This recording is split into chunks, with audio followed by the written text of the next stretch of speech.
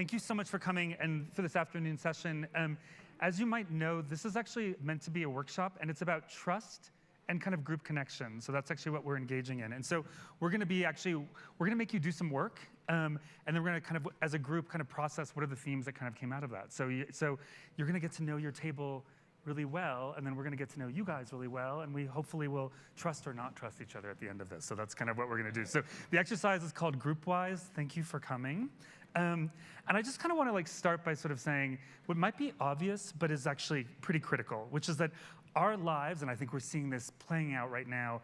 Oh, by the way, I should say who I am. Yeah, right? Exactly. Thank you. So I'm Fred Dust. I run a company called Dust & Company. We actually help people design conversations. So we help people build hard conversation structures. We help people kind of think about how to kind of create cultural conversations, how conversations with public, with the audience. We think that design and creativity, it can be applied to conversations in the same way it can be applied to almost anything else. So I wrote a book on this about a year and a half ago. It came out from HarperCollins last year. It's for sale in the bookstore. I'm going to go sign. I can't wait. It's like my first signing. So excited.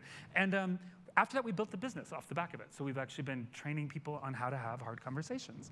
And one of the things that we've noticed in the work that we do is that one of the most important critical conversations we have is getting to some kind of group trust around a decision we have to make, something that we feel like might be true. So finding what's true together as opposed to finding what's true for us as individuals. So that's what we're going to be practicing today, is trying to kind of discern collectively in small groups what your truth is, or what the truth is in this context. It'll be fun.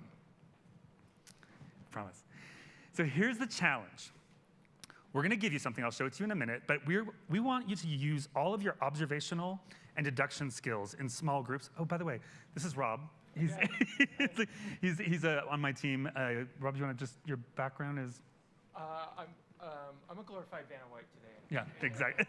I have a background in neurobiology, neuroscience, and I try to bring as much social science and as much hard science into designing dialogue and conversation as possible, so we're heading down the right track. So if you need any neuroscience insight, ask him, and I'll ask him every once in a while. So the challenge is that we're going to give you a set of documents. We'll give it to you in a minute.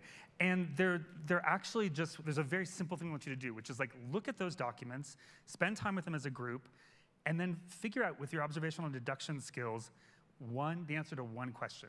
So I'm going to give you what that question is in a second. So we want you to play full detective, really look at this in a deep way. So we're going to give you a dossier. You're going to be working with your team. Inside each dossier is 10 photos. 10 photos. They're all been taken by real people. But there's a possibility that your dossier is one person, so it's 10 photos that person took, or it's a possibility that it's 3 people. So it's 3 different people and their photos together.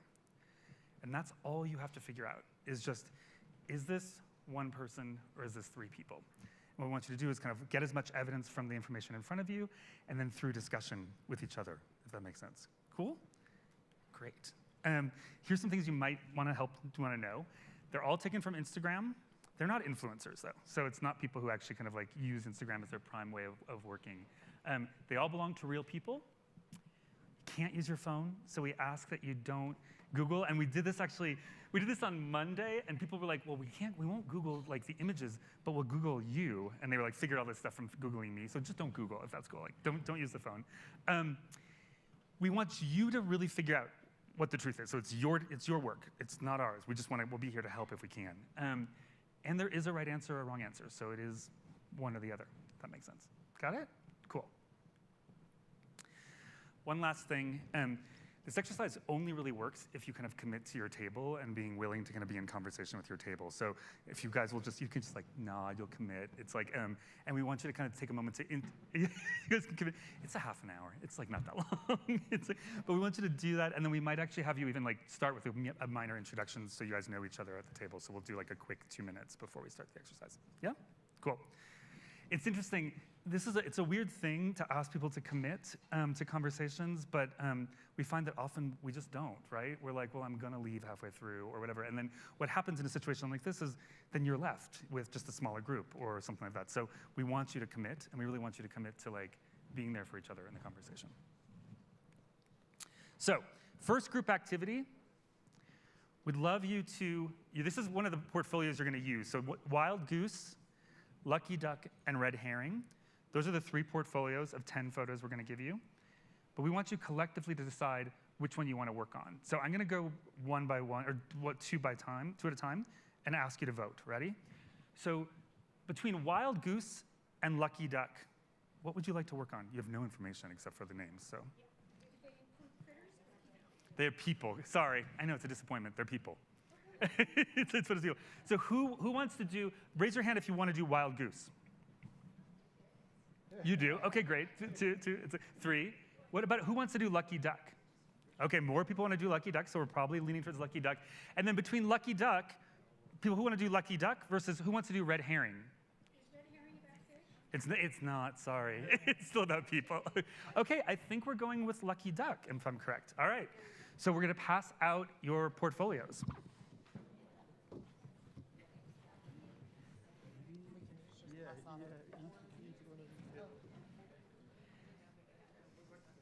So we'll give you the, you're going to see these 10 images, and you want to use everything in it to kind of decide, is it 1 person or 3 people? And that's really the only main decision.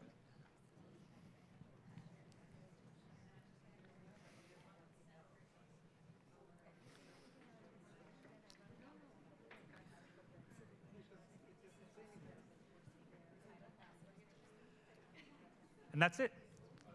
Start working. Yep.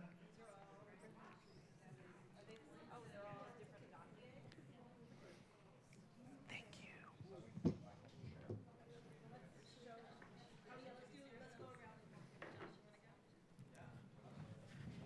Maybe we should play some music. That's a great idea. Let's do that.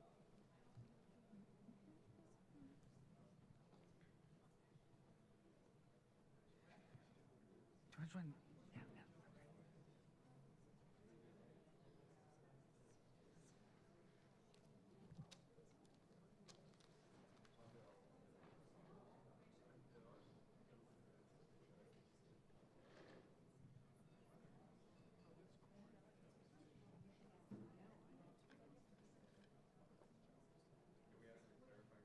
You can. I'm not guaranteeing that I'm going to answer it, but yes, you can. So the question is, so just a quick point of information. The question here was, what do you mean by belong? I.e., did one person take these photos, or did 3 people take these photos? So by belong, it's like somebody took these photos. Did 1 person or 3 people? So then there would be a collection of different photos. So there'd be like 3 people that the photos have been kind of pulled together. Yeah. Are the comments read by the photographer or is it just that? They are. They're by the photographer.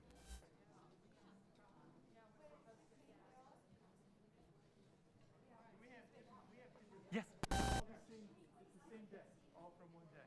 So we're supposed to look at all of them. Yes, collectively. Yeah. And it could be to have taken that these pictures were taken by 1 person, or that they were kind of conglomeration of 3 different people.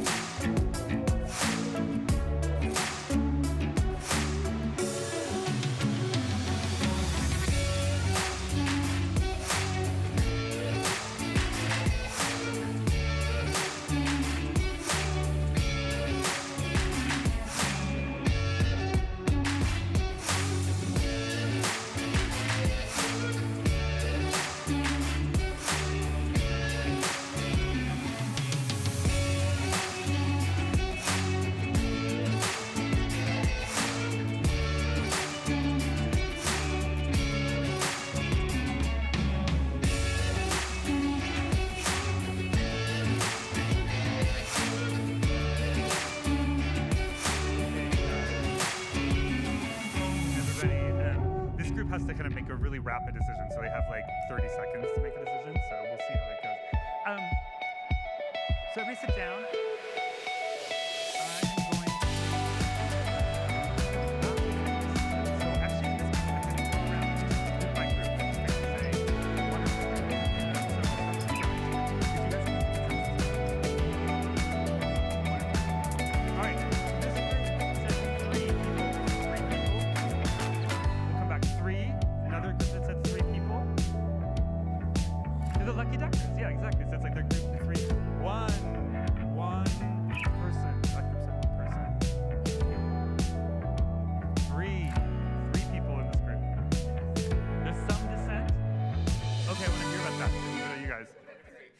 Three?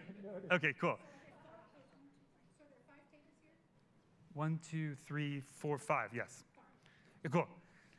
You're like taking lead of the whole room. It's awesome. So it's like so that's great. Does anyone want to give me an example? Like, so what made you think 3 at this table? I think we saw a correlation of somebody using hashtags and other photos or others that didn't have any hashtag usage. We saw a correlation of ending it with a period and none of the others. And then I think we saw a correlation of one that was just focusing on musicians. Interesting. Or a narrative, like how they, Yeah. narrative versus factual. Interesting. Here I am versus. So they saw 3 different people, and it was kind of based on contextual things. They basically, like, some of it was actually grammar and the use of grammar and how it was used, or that someone was actually felt like he was telling a different, more of a story. So you guys also have had 3, is that right? What's some of the reasons for you guys choosing 3? I think it was visual. Is the visual? We put 3 things together. This looked like one person. So you were just seeing kind of visual patterns. Interesting. So it's kind of that overarching thing. You guys had 1. Anything on 1? Okay, if I give them the No, you absolutely, please. Yep. We were sort of in agreement that there are different, looks, styles of this. And then I added, I saw you speak 15 years ago, and I think I know how he thinks. So I'm a psychologist, by the way. Yes. So I think I subtly convinced the group to say, well, it looks like 3, but it's probably 1. Well, that's a whole point of evidence that I wouldn't have expected. But I would add to that, we did make other observations too. Like we noticed that there were filters on certain of the pictures, and there was composition. We have a graphic designer at our table. I'm a journalist, so we looked at either it's a group of people or somebody has a good eye. Interesting. So we took that into I account. love that, and I love the fact that you use different expertise at the table. We're going to come back and talk about that. That's like a And he went to an Instagram talk yesterday, so we factored that into. and even brand new expertise. That's awesome. What about you guys? In a lot of what they said, and we were actually toying with those things. But then there were certain things that were just such outliers in this, like where we agreed that some of the composition is very similar, but certain were super outliers. Same with the captions did not seem like a consistent voice. Okay. And those were kind of our big things, and we also just feel like some of them are just really off base, like Chris Stapleton and Weekend Celebration of Life and a few things like that, and So you it's saw very some, random. You saw some discordant things in Yeah. in the image as well. This is for you. Okay, that's interesting. You guys? We'll get the. Sorry.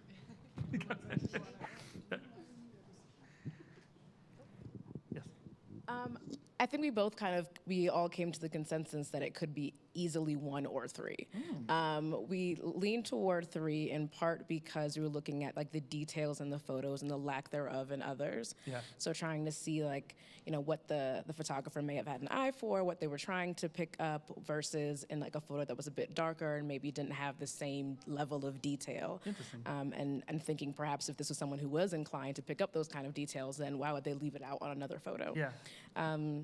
Yeah. Can I call it something that I like about what you're saying, which is that it's also, you kind of were like, you started with a kind of an inclination that it was 3. Is that right? So you were like, kind of, it felt like maybe that would be more likely, and so you kind of worked backwards from that, which I want to keep that in mind as we're talking later, because we're going to talk about themes. Yes. The other thing that I will just add is that we decided as a group whether or not it was important for us to get to the right answer or the process. Can I tell you, thank you so much. I'm so glad you said that. We're gonna come back to you on yeah.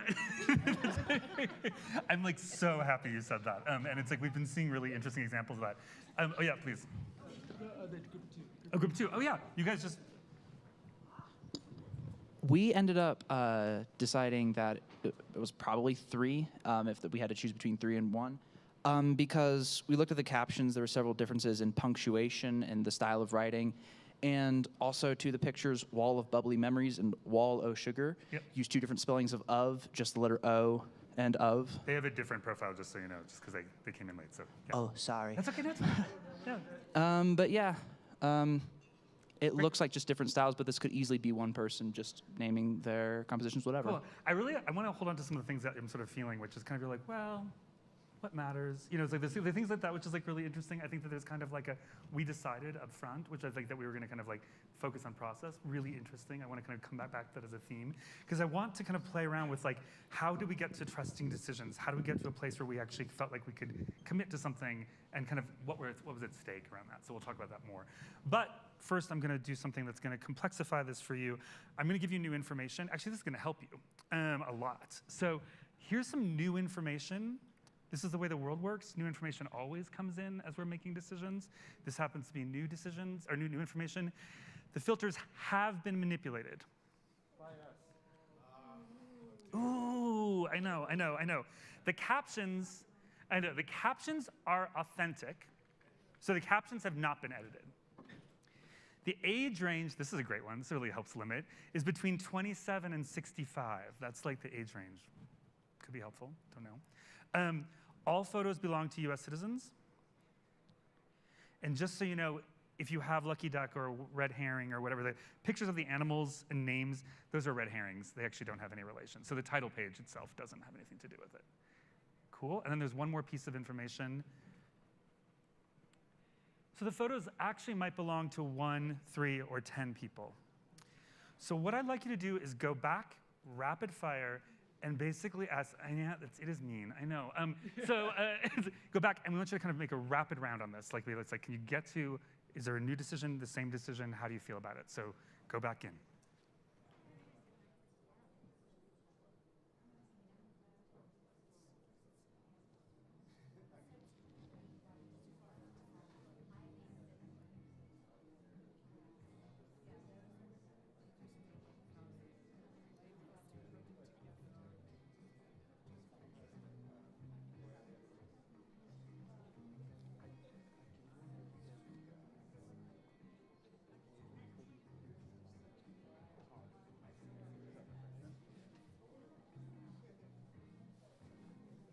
Because it's still going to work.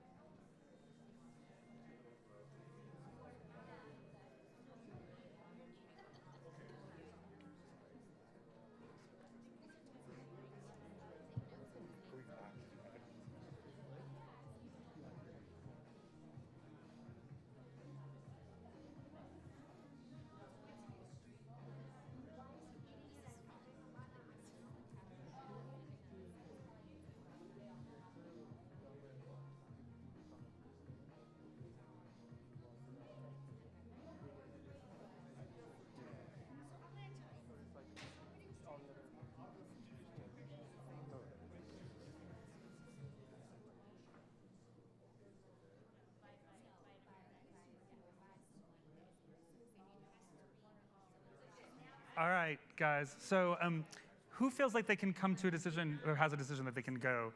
You guys do. Okay, so if I remember correctly, you were 1. What are you now? They're still 1. They stayed committed. I saw the battle. And how did you resolve the battle? Logic and brilliance. Thank you. Go ahead. Cool. What about you guys over here? 2 of us have voted for 10, but the rest haven't voted yet. Ah, okay. Do you want to take a quick vote? All right, we'll go here while you guys are finishing your vote. What did you? 10. 10? You went to 10. Cool. Complete reevaluation of where they were. They're 10. So we have a 1, a 3, and a 10. What about you guys? Okay. What about you guys? No consensus. That's so great. They had a majority consensus with a defect of 1, which I'm really happy about. So it's like, what about you guys?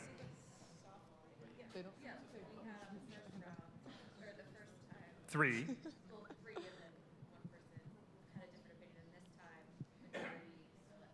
Okay, so there's still 3. So and you got 10. Okay, so it's like, so that's how it goes. We're not going to tell you how many. Oh yes. They're switching to 10. So you were at 3 and you're moving to 10. Yes. Okay, so 10. You gave up implicit bias. Thank you. 10, 3. Is that right? Yeah. 10, 3, 10. Oh, and 1. Okay, so we have like 3, a 1, and a 10. We're going to put this aside for a moment. I want you guys to reflect for a moment. You made the decision. Just like reflect on what just happened. Like think about any themes. We're going to talk through some themes. We've done this multiple times, and we always kind of pull out the themes that kind of what makes this hard, what makes this easy, what makes this work. And we're going to talk through some of these, and I want to kind of get a sense of whether you guys saw them or not. So we're going to, if you're cool, just reflect for a moment, and I'm going to start sharing some of the themes we have, if that makes sense. So this is group-wise. The big thing on group decision-making is that you need to both trust yourself in terms of the interpretation of the data. You have to find a way to trust the group if you're going to make a group decision. You have to trust the inputs, right? So it's like, does the data play out? And you have to trust the process. So you actually then have to kind of trust us as well. So those are all the things that were at play in this as we were kind of going through that. And that's what we're going to kind of pull off of. And there's 4 things I want to talk about, which is stakes, patterns, structures, and systems. And so let's go to the first one. This was incredibly low stakes. Like, is there anything that you've done that's lower stakes, like this week? Like, it's like, right? It's like, and I'm curious, like, it's like, low stakes is a funny thing, because sometimes low stakes will mean that you'll be like, I'm not really interested. Like, was anyone just like, well, I don't feel like this really does anything because it's like so low stakes? Yeah?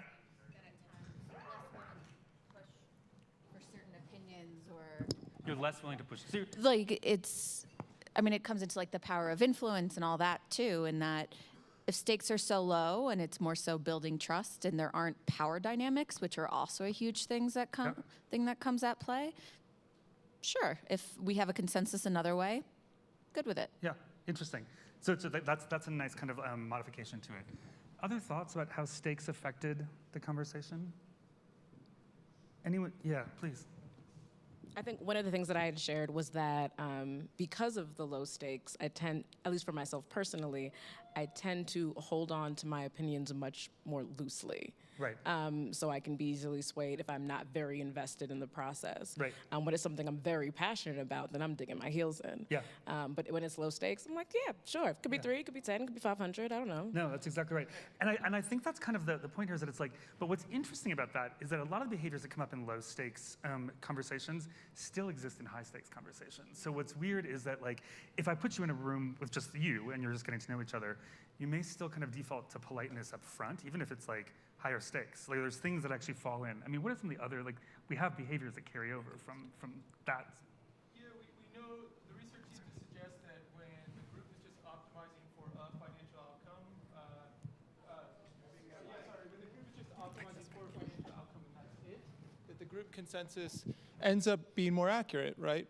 But we know when it's not just financial outcomes, when it's jobs, hierarchy, status, ideology, religion, politics, the more charged the stakes get, the more degradative or worse the group gets at getting to a high accuracy outcome prediction, et cetera. So I think what Fred and I are interested in is just because it's low stakes doesn't mean your decision making is worse. In fact, if your decision making is problematic at low stakes, it's more than likely going to increase in its problems when you raise the stakes. So that's just a fun little thing to think about. Please, yes.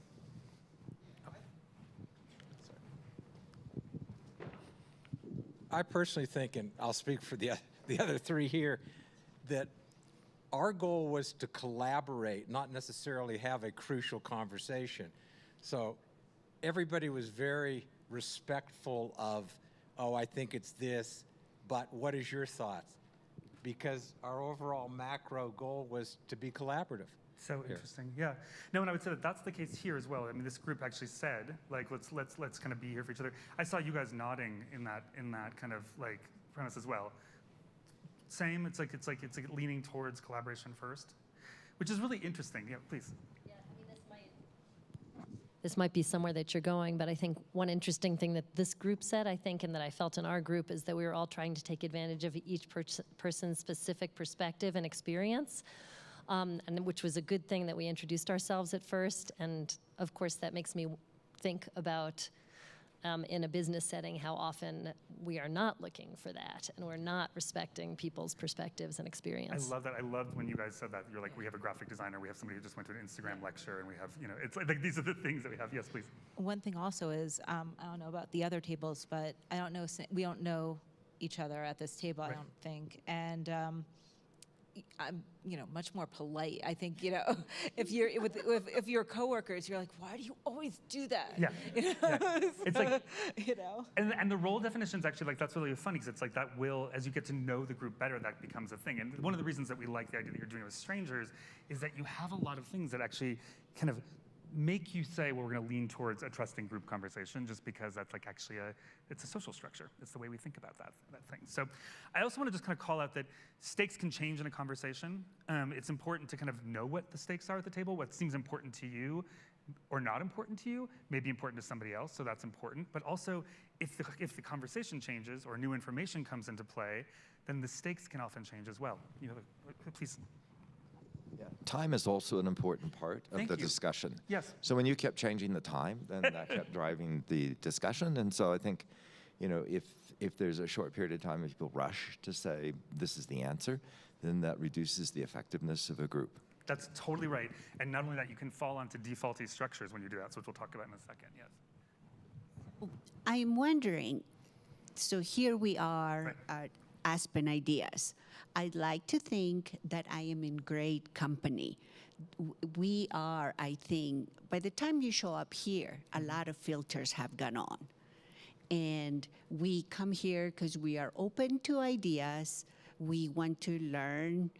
You know, I'm in a company that I am just to know that I am sitting at this table with these wonderful people. And I think that raises our level of conversation, our level of decision making. And unfortunately, when we go back to deal with what we deal with, that's not always the case. Yeah, no, I think that's right. And that's the thing, and I keep wanting to hit that, which is that there's everything else that you ever experience around decision making collectively is harder than what you just experienced. Yet what we'll see is that the themes still are there. Like, you see the same themes as we go over. So. When the stakes shift, you have to recognize it. We're going to go in. Oh, please, yes. So, what's the right answer? I'm not going to tell you that yet. Hold on. It's like, how do I keep you till the end if I don't do that? It's like, so. I know. We'll see. It's. I know you. I trust you. I know you will. So, pattern making. So this is a thing that actually, the 1, 10, and 3 thing is really a request to kind of make patterns, right? And so what's really interesting for us is how we make patterns. One of the ways we do it is that we kind of widen and lower or close the aperture. So I loved, you were like, the grammar. Like you were like, there's a period here, there's a hashtag. So that's very kind of like it's kind of like this like very tight zoom in, which is really helpful. Anyone else use kind of more macro patterns? Was there other kinds of patterns that were in play? Yes. Chris Stapleton, I've been in the music business for a long time, and artists don't attend other people's concerts. Ah, interesting. Yeah. So it's like, so you're saying that it's like artists don't attend people's concerts. So it was an interesting thing, which is like he used a piece of content, a bigger piece of content, something that actually related to the business structure. You guys were using, yes. We looked at two things. One was the quotations. Everything had a quotation on it, so it seemed like a pattern. Interesting. The stylistic pattern. Stylistic pattern. And then the other conversation we had from the Instagram conversation was the idea is to be as natural as possible, capture everything. So that also fit the macro piece. Interesting, yeah.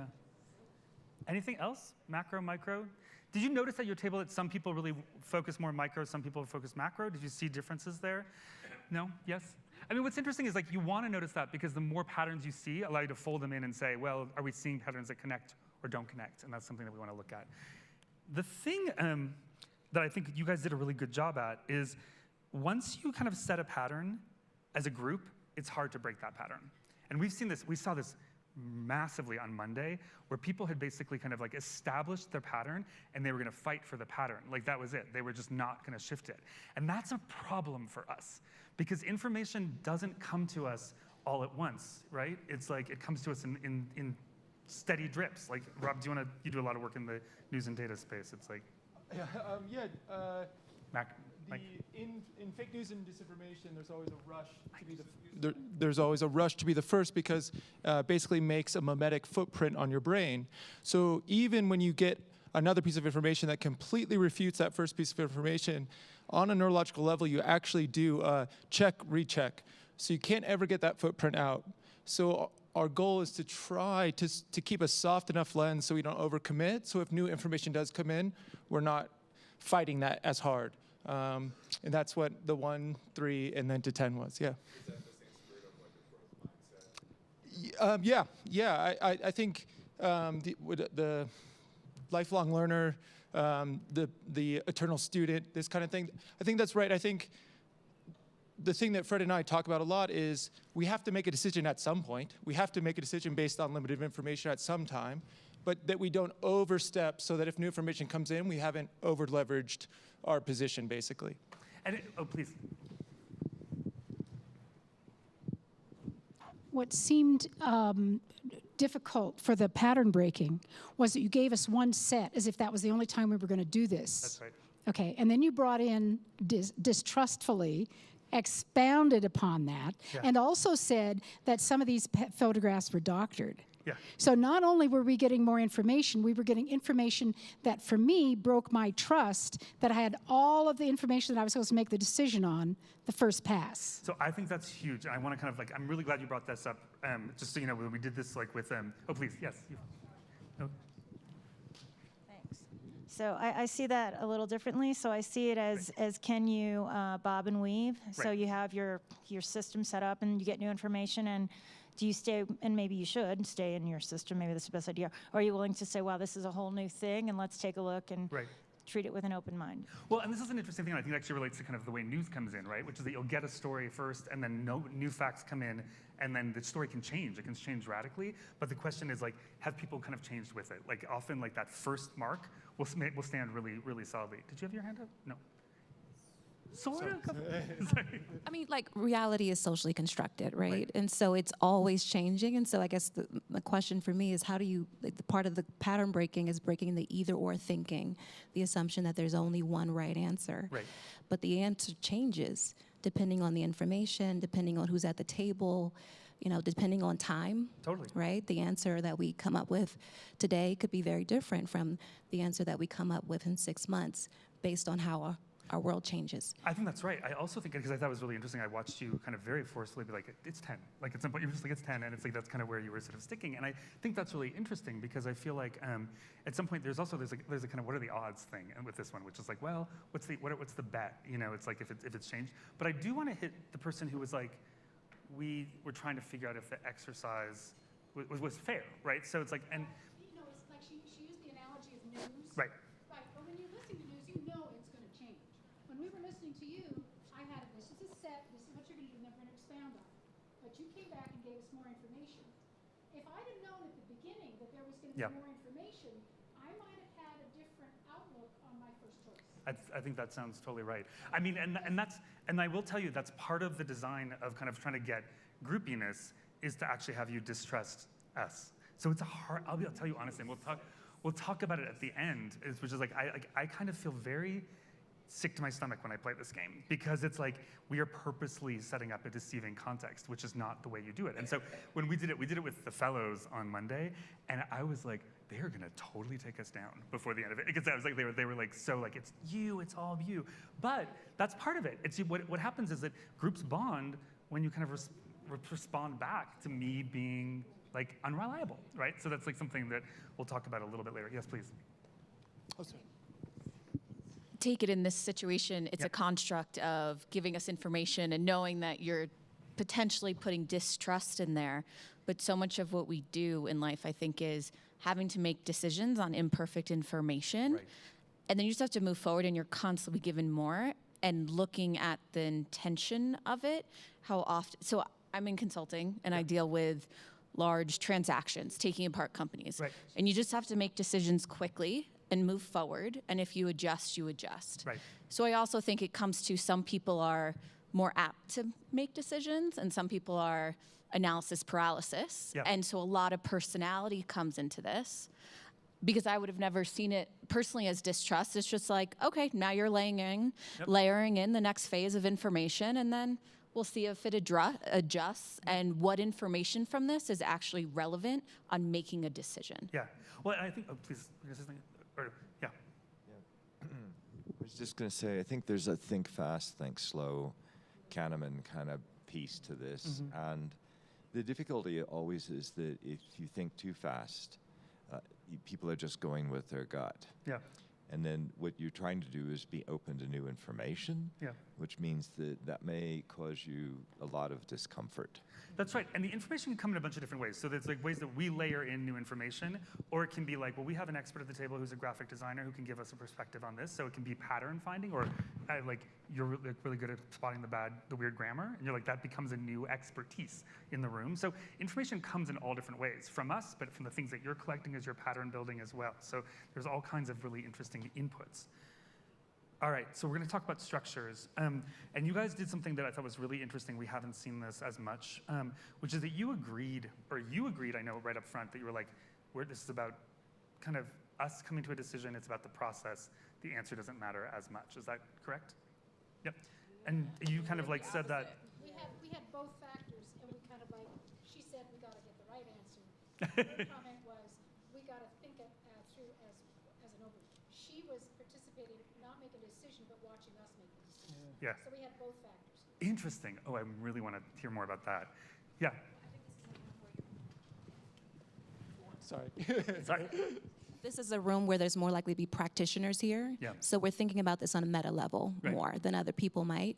And so of course we're thinking about the process and we're like, what do they want us to learn? Right, you know? right. What are they, so the minute that someone said it's about the process, it doesn't matter, we were like, oh, okay, fine, well, whatever. Yeah, you know, we don't really care. Right. We'll just, whatever we agree on, that changed everything Totally. about the process for us.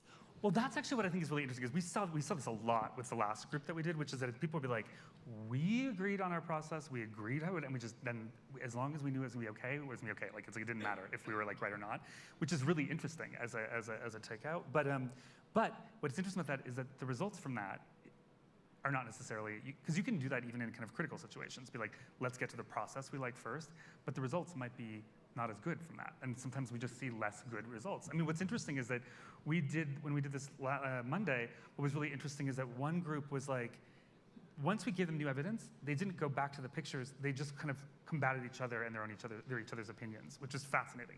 It became people against people, not people looking back at the image. It sort of shifted the dynamic really radically. Yes? Is this how we've always done it? So were you talking about like, I worked in academia. Right. Not anymore, so. So, it's like, we have a process for this, and you go and we have a process for this, or we've never done it like that before. Yeah. I mean, do you want to talk to that? I mean, like, it's yes. That it's like the patterns of the way we make these decisions are set, and like they're set from a long time back, which we're going to talk about, which is really kind of critical. Yes. Sorry. What was the average age of the fellows, would you say? They were, it ranged pretty wildly. It was like, I would say it was like. I mean, do you have any 70-year-old people in there? No, but we had like 40-year-old, 50-year-old. Oh, that's different than 70. Yeah. I think that's a factor in this process. I mean, you have a more mature group, for lack of a better word. Yeah. Well, I think it's also that it's like, but I mean, I think it's also just like finding the kind of mix, right? So it's like, it was a really interesting kind of like, it was a very interesting set of people to work with. But I also say it's like, it's not like you're all the same in this room. It's like, and you're still having to kind of work through that, I think, in a way that's significant. Yes.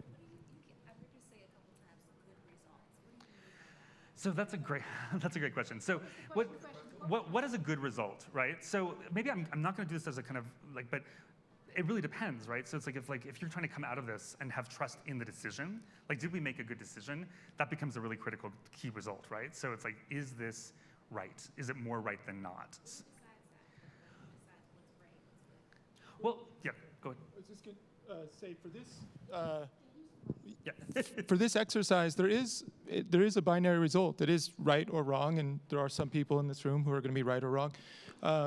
But for something like COVID was a great example of this is, did the decision we make, we spoke with a woman who was on a school board about opening and closing schools, and the question to ask about trusting the process is, did the decision we make the most sense for where we were at in our information timeline, that everyone agreed that that was the best decision? So even if we're wrong in 2 months, we still live with those results because that's where we're at. So I think it's on multiple levels about good or bad or right or wrong. But I also think that relates back to stakes, right? So it's like I think what matters, what right happens, and I think there's all kinds of different things, but if you're trying to collectively say, this is something that we all collectively agree, that we all believe in, that matters more if the stakes are high versus the stakes are low, right? And so it's like, I think that one of the things that happens here is, you're like, well, low stakes, we're gonna agree, but I think what happens is, as you're kind of like, when truth matters, or something like matters, like, how are we gonna respond to a pandemic, which was really interesting to hear the woman from the school board, then it's like, it matters that they kind of get to something that's right enough, right? That's still adaptive. So we can come back to it. I want to go through the rest of the themes real quick, and then, but yeah, please. Yeah, I was just going to say that the commitment to a decision-making structure is really interesting, because I think everybody here was kind of like nice people saying, we'll go with the flow. Right. That doesn't always happen, and you can just look at the NATO decision to admit Sweden and Finland, and how Turkey managed to sort of, hold people up to do that. And then when you look at other groups, around, even in the U.S., you will find that those commitments to decision-making structures are really different. Whereas one group says majority rules, another group says, Yeah. It's everybody has to agree, and that's when major conflicts arise. Yeah, I'm gonna hit that really quickly. So this is like structuring trust, how you build trust in the structure. One is role play, right? So I was really interested, you guys were doing this really interesting thing where you were passing the photos around and doing kind of narration. So was that like do you establish a role that you were gonna kind of all play, or? No, I think we just kind of naturally, fell into them.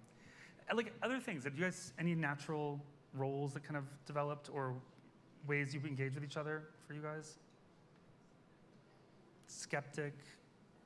I mean, your group started with skepticism because you were like, this is going to be a trick. What about you? I mean, you guys actually were all roles, I'll be honest. I was like really interested in, I mean, so do you want to talk about the roles that you saw? Yeah. Evidence, lawyer. She was looking for the evidence, but also questioning the decision too. So looking at both sides, always bringing that into play. I think I was just observing the group and providing feedback on what the process was and how people were making decisions. So interesting. A very explicit kind of role setting. Yes. In that spirit, I wouldn't say we started from skepticism, but kind of just like how the lady at the table was saying, we introduced that as an element of the conversation, to balance it out. Yeah. Go here and then here, sorry. Well, I mean, one thing that I noticed is that Jen sort of took charge at the beginning, which I think it's really had she not, I think it would have been hard to get started. Yeah. It seems as there needs to be some sort of leader, Yeah. even though it's a collaboration. So I think that's a complicated Yeah, relationship no, I think between. it's really interesting because it's like I definitely saw that there. I mean, it's like you saw roles popping up in really strong ways. Oh, sorry. Go. No, I was just going to say, I think a lot of this goes back to stakes in that the roles people play. Like for my firm, we do group case interviews, which is fascinating and terrifying. Thank goodness I didn't have to do that. And so there's like 3 partners in a room watching them for an hour. So it's so much social dynamics, everything else. And then it's very clear people, I feel like, being more aggressive in taking roles at times because they're being measured versus this was much more of a low stakes, collaborative. We all know we're here to learn. Yeah. Interesting. You had a. I was just saying that, like, I sat back and people chatted, but I was thinking, and at one point I finally said, like, it clearly looks like it's more than one, but I think it might be a trick that it's one, that is one person. Right. But I didn't want to throw that out early, but that was the first thing that came to my head, but I let the group talk, and then I said that at one point after. So it's like you almost sort of structure yourself in as the doubter, or as like you're gonna like, or just you're gonna like be like it's like. I don't know you, but it just seemed like something that would be, That I would do. Right. Yeah, it's like, it's total distress. Yes. I was just going to say where we actually started from was your prompt to commit.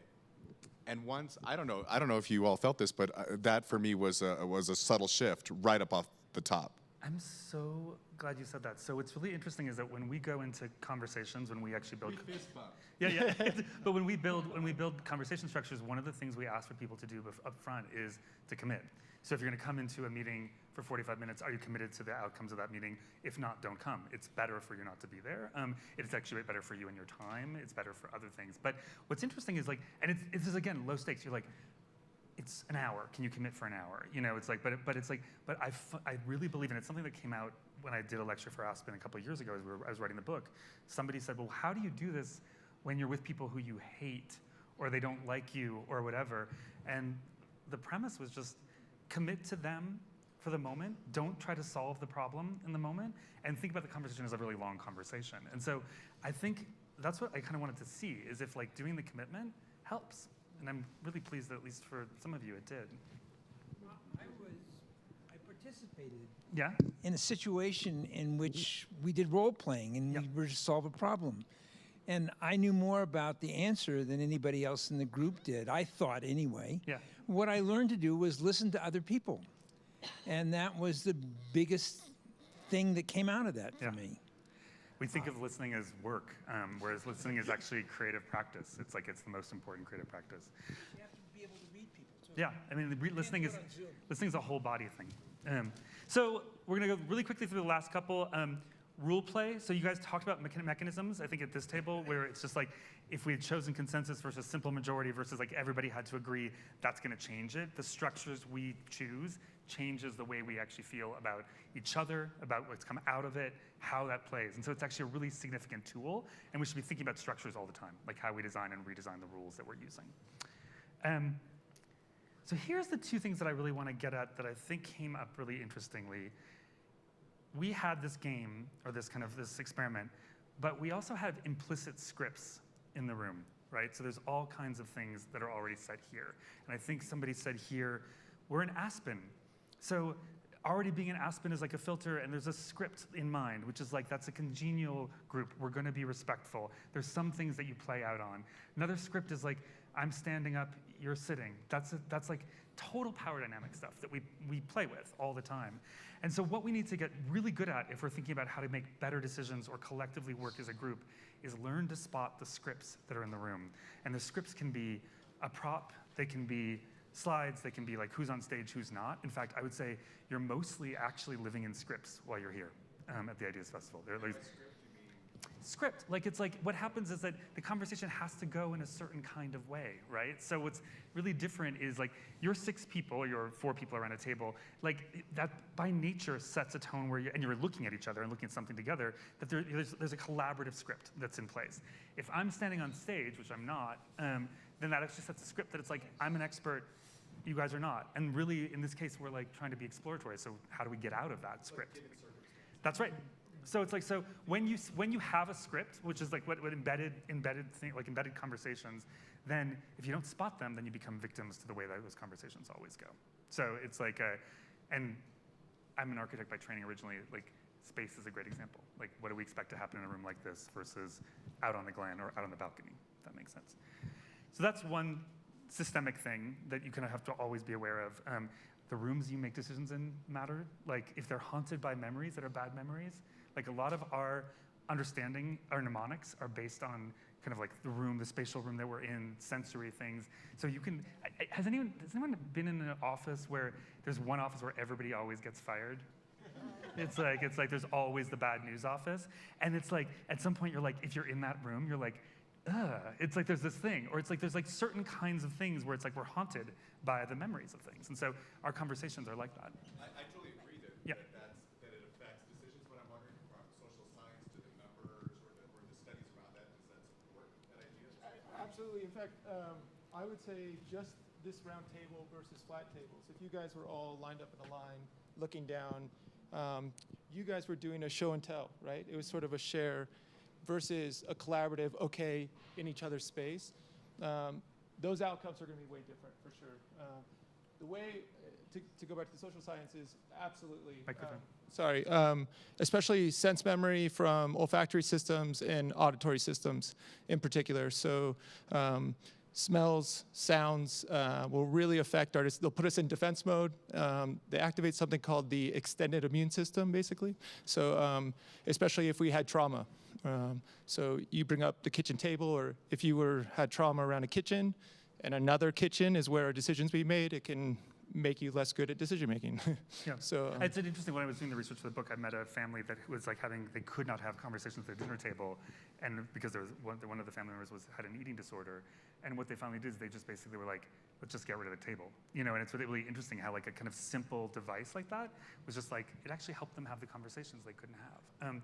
There's one more systemic thing that we've talked to, but I really feel like I just want to kind of call it again, which is like we have to be careful around unreliable systems or structures. So we were unreliable.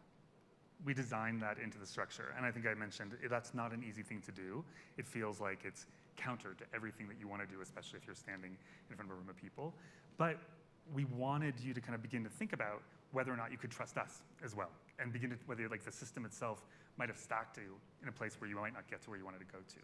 So that's something that I feel like is interesting to think about, which is that when you see scripts shift, so there's suddenly a shift in the conversation or the stakes shift, the question is like, how much shifting is okay before you lose faith in the process and before you articulate that you've lost faith in the process and actually stop.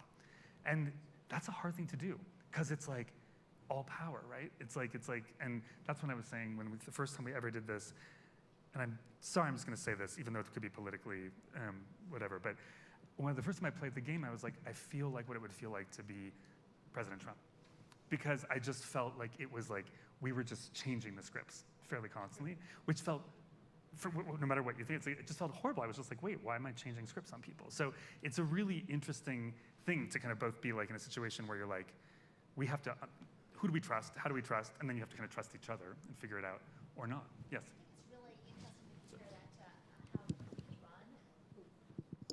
You just said something that really made me think about the shift in society and how companies are being run, because a lot of people liked to run companies that were, run by a dictator. Yep. And so the dictators Putin likes being a dictator. He's not sitting there thinking, ooh, people don't trust me, I feel badly. Totally. And then I do think some people don't want to invest mind space, and sometimes some people do like to just be told what to do. Yeah. So I just wanted to point that out as a shift in society.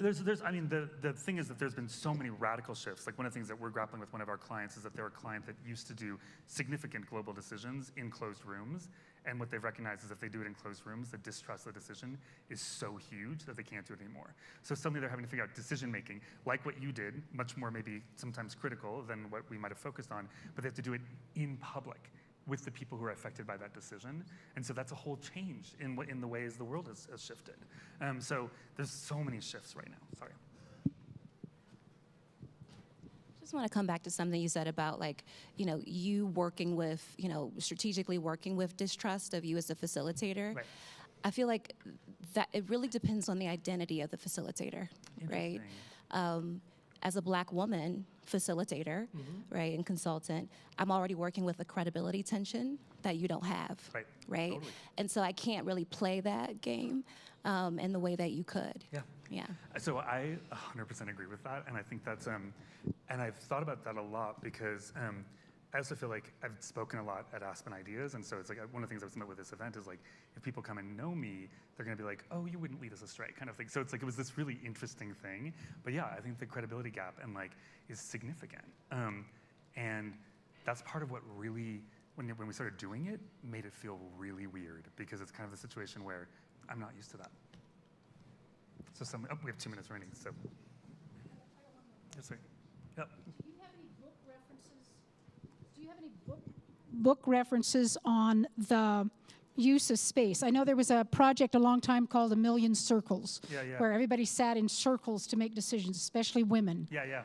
Do you have any reference materials between the two of you? Well, so if you, we can send you reference materials. We also have I have a book in the that you can buy, but it has a whole chapter on space and the use of space to reset context. Not saying you have to buy it, but still, if you want to, I'll be signing books. So it's like, but other reflections. I'm gonna ask you. Oh, is there one more over here?